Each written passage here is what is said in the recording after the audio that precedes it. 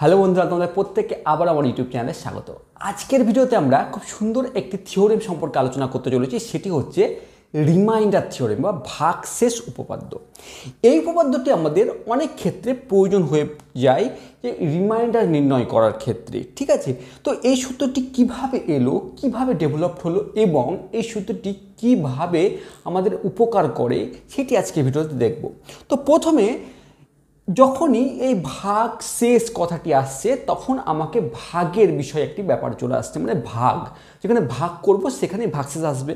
তো যদি আমরা ভাগ কিভাবে করেছি এবং ভাগ যে যে জিনিসগুলো ভাগ সম্পর্কে আমরা জানি সেগুলি প্রথমে যদি একটু দেখে নিই, তারপর একটু এগানো আমার মনে হয় বেটার। তো প্রথমে আমরা যদি ভাগ দেখি তাহলে দেখি দুটি ভাগ, আমরা ছোট্ট ভাগ আমরা লক্ষ্য করি। একটি 26কে আমরা 3 দিয়ে ভাগ করছি, আরেকটি 30কে আমরা 5 দিয়ে ভাগ করছি। আমরা দুটি ভাগ, এই দুটি ভাগ করে আমরা দেখব কোন কোন জিনিসগুলো আমাদের জানা আছে আগে থেকেই, ঠিক আছে, সেগুলো একটু নোট করে নেব। প্রথমে যদি 3কে 26 দিয়ে ভাগ করে আমরা জানি 3 8 24 এবং পড়ে থাকবে 2, ঠিক এই অবস্থায় আসবে। এবং 5কে যদি আমরা ভাগ করি 5 6 30 পড়ে থাকবে 0। অর্থাৎ দুইটি ভাগ করে আমরা একটা জিনিস লক্ষ্য করলাম যে এই প্রথম ক্ষেত্রে আমাদের সম্পূর্ণরূপে ভাগ গেল না, 26কে 3 দিয়ে যখন ভাগ করলাম তখন একটি ভাগশেষ পড়ে থাকলো। দ্বিতীয় ক্ষেত্রে আমরা দেখলাম 5কে যখন 30 দিয়ে ভাগ করছি এখানে ভাগশেষ কিছু নেই, মানে 0 অবস্থায় আছে, ঠিক আছে। এই ধারণা থেকে আমাদের কয়েকটা জিনিস ক্লিয়ার হয়েছে যে আমরা জানি যে সংখ্যাকে ভাগ করা যায়, যে সংখ্যাকে ভাগ করা হয় তাকে আমরা বলি ভাজ্য, এবং যে সংখ্যাতে ভাগ করা হয় তাকে বলা হয় ভাজক।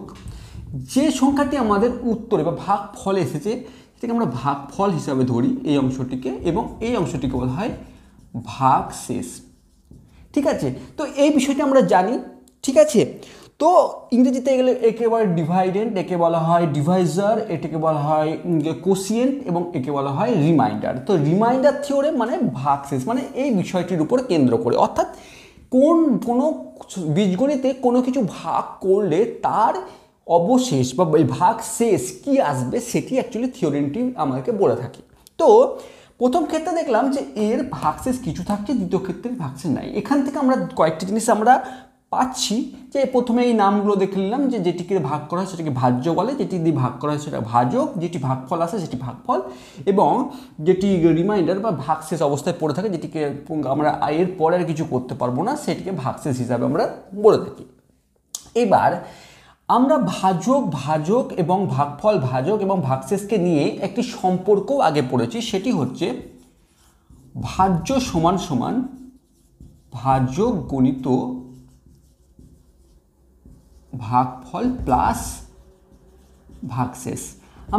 আমরা আগে থেকে পড়েছি যে ভাজ্য সমান সমান ভাজক গণিত ভাগফল প্লাস ভাগশেষ, ঠিক আছে। কী করে বুঝবে? তেমন 26কে আমরা ভাজক ইন্টু ভাগফল মানে 3 গণিত 8 প্লাস ভাগশেষ কি আসছে 2, 8 24 প্লাস 2 26, মানে আমরা এইভাবে একে রিপ্রেজেন্ট করতে পারি, ঠিক আছে। একই রকমভাবে একেও আমরা এইভাবে প্রেজেন্ট করতে পারি যেখানে ভাগশেষে 0 চলে আসবে, ঠিক আছে।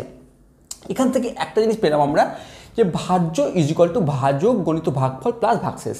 আরেকটি জিনিস আমরা নোটিস করলাম, এখানে আরেকটি জিনিস কি পেলাম, যদি এই 5কে 30 দিয়ে যখন আমরা ভাগ করলাম ভাগশেষ 0 হয়ে গেল। এখান থেকে যদি আমরা ফ্যাক্টর বা উৎপাদক নির্ণয় করতে জানি, কোনো একটি সংখ্যার উৎপাদক কোন কোন বিষয়গুলি হবে সেগুলি বের করার সময় আমরা দেখেছিলাম যে আমরা 30কে প্রথমে প্রাইম নাম্বার দিয়ে আমরা ফ্যাক্টর করতে হবে, ভাগ করে থাকি। তা দেখি 2 15 2 30, 3 5 15, 5 1 5, অর্থাৎ এই প্রত্যেকটি সংখ্যাই হচ্ছে এই 30-এর একটা করে ফ্যাক্টর বা উৎপাদক। আর যখন কোনো উৎপাদক দিয়ে আমরা কোনো সংখ্যাকে ভাগ করব তার উৎপাদক দিয়ে, অর্থাৎ 30-এর উৎপাদক 5 আমরা দেখলাম এই প্রাইম ফ্যাক্টরাইজেশনের মাধ্যমে আমরা লক্ষ্য করলাম যে 30-এর 3টি ফ্যাক্টর আছে, সেটা হচ্ছে 2 3 এবং 5। তো 2 বা 3 বা 5 দিয়ে 30কে যদি আমরা ভাগ করি তাহলে লক্ষ্য করবো ভাগশেষ সবসময় 0ই হবে। তো যদি রিমাইন্ডার 0 হয়ে যায়, আমরা উল্টোভাবে বলতে পারি যদি রিমাইন্ডার 0 হয়ে যায় তাহলে এই যে ভাজক সেটি সবসময় ভাজ্যের একটি উৎপাদক হবে বা ফ্যাক্টর হবে। দুটো জিনিস আমরা ক্লিয়ার হলো। এক, ভাজ্য সমান ভাজক গণিত ভাগফল প্লাস ভাগশেষ। দুই, যদি রিমাইন্ডার শূন্য হয়ে যায়, রিমাইন্ডার যদি না থাকে শূন্য হয়ে যায়, তাহলে যে ভাজ্যটিকে আমার ভাজক ভাগ করছে সেই ভাজকটি সব সময় এর একটি ফ্যাক্টর হবে। এই দুটি কনসেপ্ট ক্লিয়ার হলো। এবার আমরা নেক্সট আসছি বীজগাণিতিকভাবে, অর্থাৎ আমরা যে এই যে ভাগগুলো করলাম কোনো নাম্বার দিয়ে, আমরা যদি বীজগণিতে যদি আমরা কোনো ভাগ করি ঠিক একই প্রপার্টিস মেনে নিশ্চয়ই ভাগ হবে, কারণ ভাগের পদ্ধতির তো কোনো পরিবর্তন নেই, ভাগ তো সেম পদ্ধতি। তো ভাগের যদি আমরা এই পদ্ধতি এবং এই যে ধারণা এটি নিয়ে যদি ক্লিয়ার করে একটি ভাগ করে দেখি বীজগণিতিক পদ্ধতিতে, আমরা এই পলিনোমিয়াল অর্থাৎ x³ plus 2x² minus 5x minus 6, অর্থাৎ এটি একটি ত্রিঘাত সমীকরণ বা ত্রিঘাত পলিনোমিয়াল সমীকরণ, পলিনোমিয়াল, তাকে আমরা একঘাত পলিনোমিয়াল দ্বারা যদি ভাগ করি, ঠিক আছে, তাহলে ভাগ করার পদ্ধতি আমরা জানি। প্রথমে আমাকে কি করতে হবে, লক্ষ্য করতে হবে x³ আমাকে সরানোর জন্য আমাকে এই x এর সঙ্গে কত দিয়ে গুণ করতে হবে। x এর সঙ্গে যদি আমি x² দিয়ে গুণ করি তাহলে x² এর সঙ্গে গুণ করলে x³ চলে আসবে, অর্থাৎ আমি যদি একটি x দিয়ে এটিকে গুণ করি তাহলে x² দিয়ে, তাহলে x² এর সঙ্গে এই পুরোটি গুণ যদি করি আমি, তাহলে পাচ্ছি কি যে x² x³ মাইনাস প্লাসে মাইনাসে মাইনাস 2x²। তারপর আমরা কি করি, আমরা বিয়োগ করি। তাহলে বিয়োগ করার অর্থ হচ্ছে আমরা সাইনের পরিবর্তন করি, ঠিক আছে। তো বীজগাণিতিকভাবে আমরা যখন একই রকম ভাগের পদ্ধতিকে সেম রাখছি, আমরা কি করলাম, প্রথমে x² এর সঙ্গে এটি গুণ করলাম, আমরা এই টার্মটি পেলাম, সেটিতে পরে আমরা কি করব, বিয়োগ করব। বিয়োগ করলে প্লাস x² মাইনাস x² কেটে যাবে, প্লাসে প্লাসে প্লাস মানে 4x² মাইনাস এই টার্মটিকে আমি নিচে নিয়ে আসছি 5x। এবার 4x² আমাকে কাটতে হবে। 4x² কাটবো কি করে, যখন এই x এর সঙ্গে কত গুণ করলে 4x² আসবে, আমি যদি x² এর সঙ্গে 4x প্লাস 4x যদি আমি গুণ করি তাহলে এই প্লাস এবং এই প্লাস 4x² হয়ে যাবে, অর্থাৎ গুণ করে দেখি 4x আর x² 4x² প্লাসে মাইনাসে মাইনাস 2 × 4 মানে 8x। এরপর আমরা কি করব, আবার বিয়োগ করব। বিয়োগ করার অর্থ হচ্ছে সাইন পরিবর্তন করা। আমাদের এই অংশটি 4x² মাইনাস 4x² কেটে গেল, প্লাসে মাইনাসে মাইনাস, তার মানে প্লাসে মাইনাসে মাইনাস এবং 3x, এখানে আসছে আমার 3x, ঠিক আছে। এখান থেকে মাইনাস x চলে এসেছিল আর এখান থেকে প্লাসে মাইনাসে মাইনাস 8x এসছে, 4 2 8 8x এসছে, প্লাসে মাইনাসে মাইনাস 8 আর 5 বিয়োগ করলে 3x মাইনাস 6। এইবার আমি যদি x এর সঙ্গে প্লাস 3 যদি আমি গুণ করি, প্লাস 3 যদি গুণ করি তা দেখি 3x প্লাসে মাইনাসে মাইনাস 6 অর্থাৎ 0। এই দুটি কেটে যাচ্ছে, আমি সাইন পরিবর্তন করি কেটে যাচ্ছে। তো এইটি হচ্ছে ভাগ করার পদ্ধতি। এবার আমরা কি বললাম একটু আগে, যদি আমার রিমাইন্ডার বা ভাগশেষ শূন্য হয়ে যায় তার অর্থ হচ্ছে এটি একটি ফ্যাক্টর, অর্থাৎ আমি x³ plus 2x² minus 6x 5x minus 6 is equal two, এটি যদি ভাজ্য হয়, ভাজ্য ইজ ইকুয়াল টু ভাজক গণিত ভাগশেষ প্লাস 0, মানে প্লাস ভাগশেষ এখানে কিছু নেই মানে 0। তো কি দেখলাম যে আমরা লিখলাম যে ভাজ্য ইজ ইকুয়াল টু ভাজক গণিত ভাগফল প্লাস ভাগশেষ মানে 0। এখান থেকে যদি আমরা এটি গুণ করি দেখবো আমরা ঘুরিয়ে এটি পাচ্ছি, এটা প্রমাণ হয়ে গেল যে আমি ঠিকই করেছি, ঠিক আছে। এইবার আরেকটি জিনিস লক্ষ্য করি, দেখো x-2 এবং এটির গুণফল, অর্থাৎ কোনো একটি আমরা পড়েছি যে যেমন একটু আগে দেখলাম 30কে যখন আমরা 5 দিয়ে ভাগ করছিলাম, 5 6 30, এখানে কিছু আসছিল না, শূন্য আসছিল, মানে 5 একটি ফ্যাক্টর এবং 6 একটি আরেকটি ফ্যাক্টর। 6 ফ্যাক্টর কীরকম করে, 6কে আমরা 2 × 3 লিখতে পারি, অর্থাৎ আমরা এখানেও x² প্লাস 4x প্লাস 3কে যদি আমরা আবার যদি ফ্যাক্টর করি তাহলে পাবো x-2 এবং এটিকে যদি আমরা ফ্যাক্টর করি তাহলে x প্লাস 3 আর x প্লাস 1। আমরা দ্বিঘাত সমীকরণের যে পদ্ধতি ইউজ করেছি বা ফ্যাক্টরের যে পদ্ধতি বা উৎপাদকের বিশ্লেষণ পদ্ধতি যদি আমরা ইউজ করি তাহলে লক্ষ্য করব যে এই দ্বিঘাত সমীকরণকে আমরা ফ্যাক্টরাইজ করলে x+3 × x+1 আমরা বের করতে পারবো। কিভাবে, x² + 4x + 3, এখানে আমরা কি করব প্লাস 4 কে 3 প্লাস 1 লিখতে পারি ইন্টু এক্স প্লাস 3, কারণ আমরা কি জানি যে 3 গণিত এক্স স্কোয়ারের সহগে গুণ করব 3, আমরা এমন কোনো সংখ্যার গুণফল আকারে লিখব 3 একে 3 এবং সেটি যোগ করলে যেন এটি আসে এবং গুণ করলে যেমন এটি আসে। তো আমরা এইটি পদ্ধতি যদি থেকে আমরা এটি অংশটি পেয়ে যাব। অর্থাৎ একটা জিনিস লক্ষ্য করলাম আমরা যে এই ভাগের পদ্ধতিতে ইউজ করে আমরা যেগুলো জানি সেগুলো ইউজ করে দেখলাম যে যদি কোনো একটি পলিনোমিয়ালকে কোনো একটি পলিনোমিয়াল দ্বারা ভাগ করা হয় এবং যদি তার ভাগ শেষ যদি শূন্য হয়, তার অর্থ হচ্ছে এই যে ভাজক এবং ভাগফল দুটি এর ফ্যাক্টরস হবে। ঠিক আছে, এই কনসেপ্ট ক্লিয়ার হলো। এইবার যদি ভাগশেষ যদি 0 না হয়ে অন্য কিছু একটি সংখ্যা হয় তাহলে কি হবে? ঠিক আছে, তো সেটি আরেকটি উদাহরণ দিয়ে আমরা বোঝার চেষ্টা করি। এবার যদি আমরাকে বলা হয় যে এই পলিনোমিয়ালকে আমাকে x প্লাস 3 দিয়ে ভাগ করো, সেক্ষেত্রে আমরা কি করব? একই পদ্ধতি ইউজ করব। প্রথমে এক্স স্কোয়ার দ্বারা আমরা গুণ করে দেখব। এক্স স্কোয়ার দ্বারা গুণ করলে x cube plus 3x square আমরা এখানে বিয়োগ করব। তো আমরা এই অংশটি কেটে গেল, প্লাসে মাইনাসে minus 4 5 6 7x square plus 2x আমরা নিচে রাখছি। আমরা মাইনাস 7xকে কাটতে গেলে মাইনাস 7x আমি আবার গুণ করব, তাহলে মাইনাস 7x এর সঙ্গে এটি গুণ করলে মাইনাস 7x স্কোয়ার প্লাসে মাইনাসে মাইনাস 7 3 21x আমরা মাইনাস করছি, অর্থাৎ সাইন পরিবর্তন হবে, এই অংশটি কেটে যাবে। তো প্লাস 21 প্লাস 2x মানে 23x মাইনাস 1 নিচে নামলো। এবার আমরা এই 23xকে যদি কাটতে হয় আমাকে প্লাস 23 দিয়ে গুণ করতে হবে। যদি 23 দিয়ে গুণ করি 23x প্লাসে প্লাসে প্লাস 23 ইন্টু 3 69, আমরা যদি মাইনাস করে দিই তাহলে আমরা এই অংশটি কেটে যাবে, কিন্তু এখানে মাইনাস 70 পড়ে থাকবে।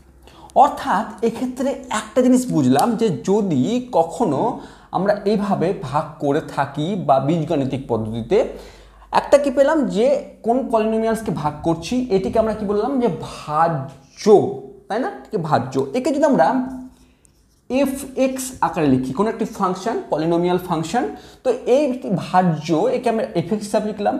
এটি ডিভাইজার, ঠিক আছে, এটি হচ্ছে ডিভাইজার বা ভাজ্যক, তো আমি এটিকে d অফ x লিখলাম।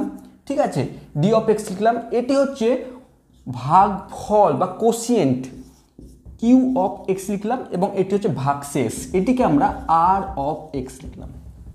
রিমাইন্ডার r অফ x আমরা বোঝার জন্য এর কোসিয়েন্ট q মানে ভাগফলকে আমরা কোসিয়েন্ট বলে থাকি, তো qx লিখলাম। এটিকে ডিভাইজার dx লিখলাম। এবার এটি আমার অ্যাকচুয়াল বা ভাজ্য, তো তাকে আমরা fx বা একটি ফাংশনের আকারে লিখলাম, এবং ভাগশেষকে আমরা রিমাইন্ডারকে আমরা rx আকারে লিখলাম। আমরা জানি এই জিনিসটি। এবার একটা জিনিস লক্ষ্য করলাম যে এখান থেকে কী কী জিনিস লক্ষ্য করলাম সেটি বোঝার খুব দরকার। ফার্স্ট, আমার যদি এই যে ভাজক তার যদি ডিগ্রি 1 হয় তাহলে এর ডিগ্রি আমার কিন্তু 0 হয়ে যাচ্ছে। 0 মানে কনস্ট্যান্ট হয়ে যাচ্ছে, x টু দি পাওয়ার 0 মানে 1। তো দুটো জিনিস লক্ষ্য করলাম যে যে আমার রিমাইন্ডার একটা কিছু পেলাম এক্ষেত্রে, এবং সেই রিমাইন্ডার পেলাম একটি কনস্ট্যান্ট টার্ম, যেখানে আমরা ভাগ করছিলাম আমরা x প্লাস 1 দিয়ে। অর্থাৎ এখান থেকে দুটো জিনিস,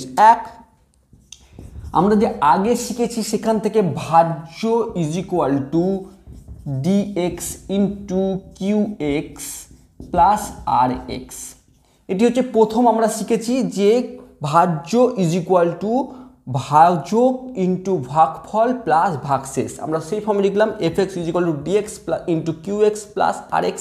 এইবার একটা জিনিস লক্ষ্য করলাম, dx এর যদি ডিগ্রি n হয় তাহলে এর ডিগ্রি অবশ্যই n-1 হবে। এই জিনিসটা মাথায় মনে রাখবে সবসময় না, মনে রাখবে যদি আমার এই ডিভাইজারের ডিগ্রি যদি 1 হয় তাহলে অবশ্যই রিমাইন্ডারের ডিগ্রি হবে 0, মানে একটি কম।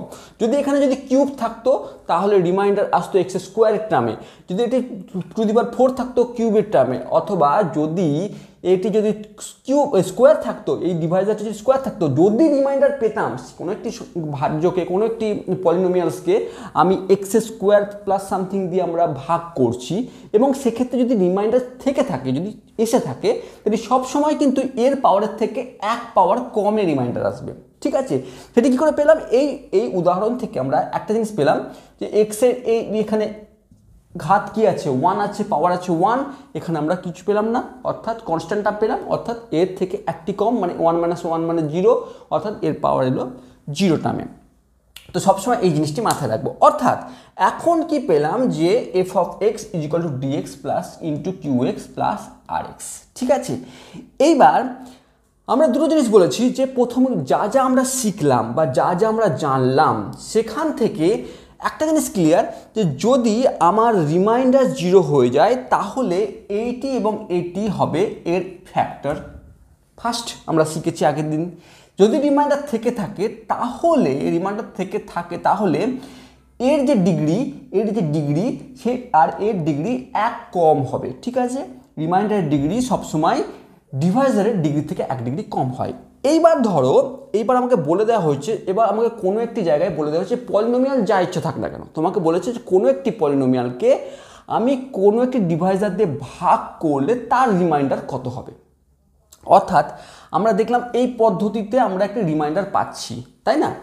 এবার রিমাইন্ডার পেতে গেলে আমরা তো ক্লাস 9-10-এ আমরা কিউবের ফর্মেই আমরা কিউবিক ইকুয়েশনকে সলভ করে থাকি, ম্যাক্সিমাম x⁴ বা পাওয়ার 4 এর পলিনোমিয়ালকে সলভ করে থাকি। কিন্তু হায়ার স্টাডিজে গিয়ে আমাকে যদি এরকম কোনো একটি সমীকরণকে সলভ করতে হয় এবং রিমাইন্ডার বের করতে বলে, আমাকে কোনো একটি পলিনোমিয়াল, হায়ার পলিনোমিয়াল 10, 15, 20 ডিগ্রির পলিনোমিয়ালকে আমাকে 2 বা 3 ডিগ্রি পলিনোমিয়াল দ্বারা ভাগ করতে বলে এবং বলে তার রিমাইন্ডার বের করো। তুমি কিভাবে বের করো? তুমি এরকম করে ভাগ করবে, স্টেপ বাই স্টেপ ভাগ করে করে করে করে তুমি এই অবস্থায় আসবে? নিশ্চয় না। তার একটি পদ্ধতি থাকা উচিত যে ডাইরেক্টলি আমাকে বলে দেওয়া যেতে পারে যে এইটি এর একটি ফ্যাক্টর কি ফ্যাক্টর নয়, ফার্স্ট কোশ্চেন। দ্বিতীয়, যদি ফ্যাক্টর না হয় তাহলে রিমাইন্ডার কত হবে। বা তোমাকে একটি কোশ্চেন করলো x³ - 4x² + 2x - 1 কে x + 1 কি এর একটি ফ্যাক্টর। তুমি কি করবে? তুমি দেখবে যদি রিমাইন্ডার 0 হয়ে যায় তাহলেই ফ্যাক্টর হবে। তো তুমি রিমাইন্ডার বের করার চেষ্টা করবে। তো তুমি এত কাজ ক্যালকুলেশন নিশ্চয়ই করবে না 1 নম্বরের জন্য। তুমি কি করবে? একটি ফর্মুলা ইউজ করতে যদি পারো, যে যেখানে তুমি দেখতে পাচ্ছ যে রিমাইন্ডার 0 হয়ে গেলে এটি একটি ফ্যাক্টর বলে দিতে পারবো, তুমি সেই ফর্মুলাটিকে ইউজ করবে এবং সেই ফর্মুলা থেকে তুমি বের করতে পারবে যে রিমাইন্ডার 0 হবে কি 0 হবে না। যদি 0 হয় তাহলে এটি একটি এর ফ্যাক্টর, আর যদি 0 না হয় তাহলে তার রিমাইন্ডার কি হবে সেটি আমরা বের করতে পারবো। আর এখানেই বলছে রিমাইন্ডার থিওরেম। ঠিক আছে, এবার এইটুকু যদি আমি বুঝে নাও বা লিখে নাও কোনো একটি জায়গায়। এবার আসছে যে যদি ডিএক্স, আমাকে বললো ডিএক্সটি হচ্ছে x - a, যেখানে a হচ্ছে যে কোনো একটি কনস্ট্যান্ট টার্ম। ঠিক আছে, এবার আমাকে তাহলে কি হলো যে এফ অফ এক্স, আমি কি পেলাম যে F of x is equal to আমরা পেলাম x - a into qx plus R X. এইবার যেহেতু এখানে আর এক্স লেখার দরকার নেই, কারণ আমরা যখন এক্সের পাওয়ার 1 মানে এক্স হচ্ছে 1 ডিগ্রি পলিনোমিয়াল, তো সাই ব্যাপার আর হবে এক্সের 0 ডিগ্রি পলিনোমিয়াল। অর্থাৎ আমি পরের লাইনে আমি এরকম লিখতেই পারি x - a into q of x plus r, মানে এটি একটি কনস্ট্যান্ট টার্ম হয়ে যাবে। তো যদি আমাকে বলে দেওয়া থাকে কোনো একটি পলিনোমিয়াল এফ এক্স এটিকে x - a দ্বারা ভাগ করা হয় তাহলে তার রিমাইন্ডার কি হবে। তো সেক্ষেত্রে আমরা যদি ফর্মুলা ইউজ করি যে কোন ভাজ্য ইজ ইকুয়াল টু ভাজক আমাকে বলে দেওয়া আছে x - a দ্বারা ভাগ করা হয় ভাজক, আমি জানি না ভাগফল কি এবং আমি জানি না রিমাইন্ডার কি। তো সেক্ষেত্রে আমি এই ফর্মকে আমি রিপ্রেজেন্ট করতে পারি। এইবার ধরো লক্ষ্য করো যে রিমাইন্ডার যদি কিছু থেকে থাকে আমি যদি সেটা বের করতে পারি, কিভাবে বের করতে পারি? যদি এই পুরো টার্মটি যদি 0 হয়ে যায়, তাহলে পড়ে থাকবে কি? শুধু আর পড়ে থাকবে। তো এই পুরো টার্মে আমি বাকি কিছু তো জানি না, আমি qx জানি না, আমি শুধু জানি x - a। অর্থাৎ আমি এক্সের জায়গায় যদি আমি a বসাই তাহলে এই পুরো টার্মটি 0 ইন্টু সামথিং, তো পুরো টার্মটি 0 হয়ে যাবে। তাহলে x is equal to 0 a, আমি উভয় পক্ষে যেখানে যেখানে x আছে সেখানে যদি আমরা বসিয়ে দিই তাহলে কি এসে যায়? তো f অফ x is equal to a - a into q of a plus r. এই অংশটি পুরোটা 0 হয়ে গেলে f of x is equal to r, f of a is equal to r, f of a is equal to r. অর্থাৎ আমি একটি খুব সুন্দরভাবে একটি জায়গায় চলে এলাম যে যদি কোনো একটি পলিনোমিয়ালকে আমার এক্স মাইনাস এ দ্বারা ভাগ করা হয়, তার রিমাইন্ডার যদি আমাকে বের করতে হয়, তাহলে সেই পলিনোমিয়ালে আমি এ পুট করলে সেটি পসিবল। ভালো করে বোঝার চেষ্টা করো বিষয়টি কি বলছি। যদি এক্স মাইনাস এ আমার ডিভাইজার হয়, এক্স মাইনাস এ একটি ফর্ম যেখানে এ একটি রিয়েল নাম্বার, ঠিক আছে? তো এক্স মাইনাস এ যদি আমাকে এই জায়গাটি যদি আমাকে বলে দেয়, তাহলে আমি শুধুমাত্র এইটুকুর জায়গা থেকে এখান থেকে ডিভাইজার থেকে আমি পুরো বলে দিতে পারবো যে এর রিমাইন্ডার কি, আর সেটি হচ্ছে রিমাইন্ডার থিওরেম।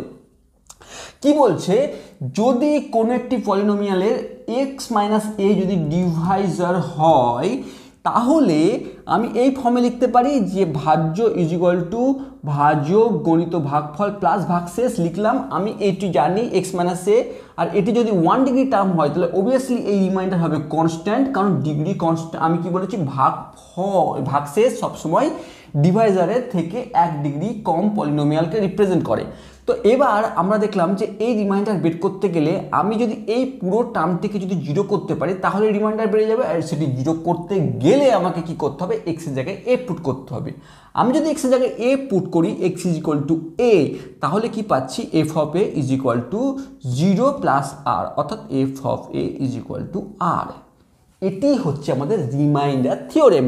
এবার এই সমীকরণে এক্স প্লাস 3 বসে আছে। তো এক্স প্লাস থ্রিকে আমরা যদি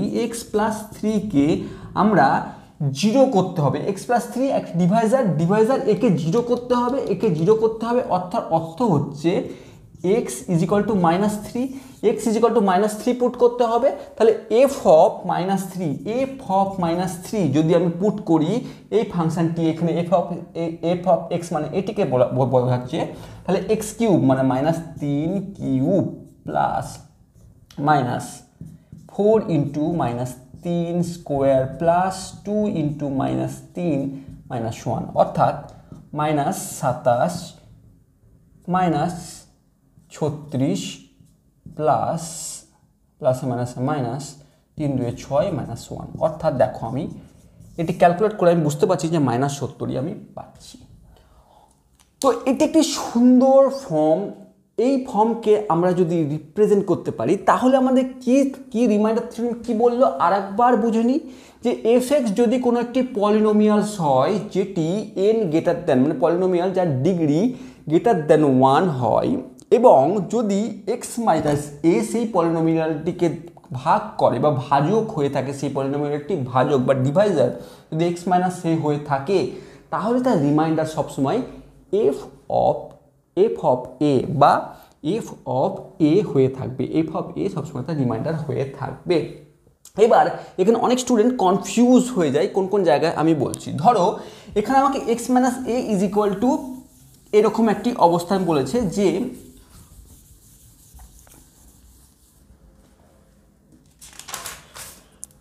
আমাকে বলে দিয়েছে এক্স মাইনাস এ যদি ডিভাইজার হয়, তাহলে আমার এফ অফ এ হবে এর রিমাইন্ডার, এটা আমাকে বলেছে। এবার কোনো একটি জায়গায় কোনো একটি ফর্মে আমাকে এরকম অবস্থায় এলো, এক্স প্লাস এ যদি আসে, এক্স প্লাস এ মানে এই ফর্মে যদি ডিভাইজার হয়, অর্থাৎ এক্স প্লাস 2 বা এক্স প্লাস 3 এটি যদি ডিভাইজার হয়, তাহলে কীভাবে আমরা বের করবো, একটু কনফিউজ হয়ে যায়।